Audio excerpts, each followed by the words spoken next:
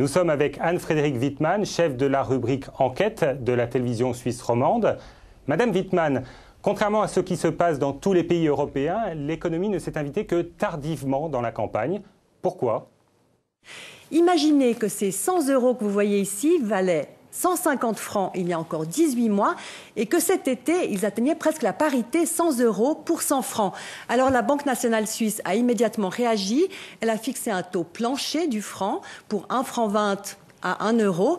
Mais cela a changé toute la couleur de la campagne. Tout d'un coup, l'économie est devenue la préoccupation majeure des électeurs suisses. Oui, mais justement, le franc fort est finalement le signe de la bonne santé de l'économie suisse. Alors, pourquoi est-il un sujet d'inquiétude pour les électeurs ?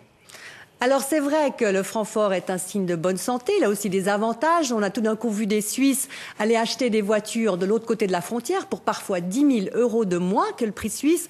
On les a vus également aller faire leurs courses hebdomadaires en France ou en Allemagne. Mais en même temps, si vous voulez, les effets réels de cette crise sur l'économie se sont immédiatement fait sentir. Alors bien sûr, les secteurs les plus touchés, c'est le secteur du tourisme, la finance et surtout le secteur de l'exportation. Pour rester compétitifs, les entreprises suisses ont dû rogner sur leurs marges bénéficiaires. Elles ont fait appel à des instruments, à des mesures inédites. Elles ont par exemple demandé à leurs employés de travailler plus pour le même salaire. Elles ont payé leur main-d'œuvre frontalière, très nombreuse parfois, en euros. Et puis bien sûr, les patrons et les syndicats ont commencé à agiter le spectre de licenciements et même de délocalisation de production en dehors de Suisse. Alors tout cela ne s'est pas encore réalisé. La Suisse annonce pour l'année prochaine un taux de chômage à 3,4%, ce qui reste quand même un beau taux comparé au reste de l'Europe. Toujours est-il que les perspectives maintenant vues de Suisse sont moroses. Vous avez évoqué l'euro, justement. Un sondage récent montre qu'à peine un Suisse sur 5 souhaite rejoindre l'Union et ils sont encore moins à vouloir adopter l'euro. Les électeurs ont-ils peur de ce qu'ils voient chez leurs voisins ? Oui, bien sûr, ils ont peur que la crise de la zone euro ait un impact sur leur propre bien-être. Ils ressentent aussi une perte d'attractivité pour le projet européen.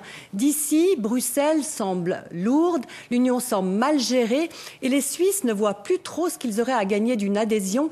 Ils voient au contraire tout ce qu'ils auraient à y perdre, à savoir leur neutralité, les instruments de démocratie directe, leur souveraineté, autant de thèmes chers à la Suisse.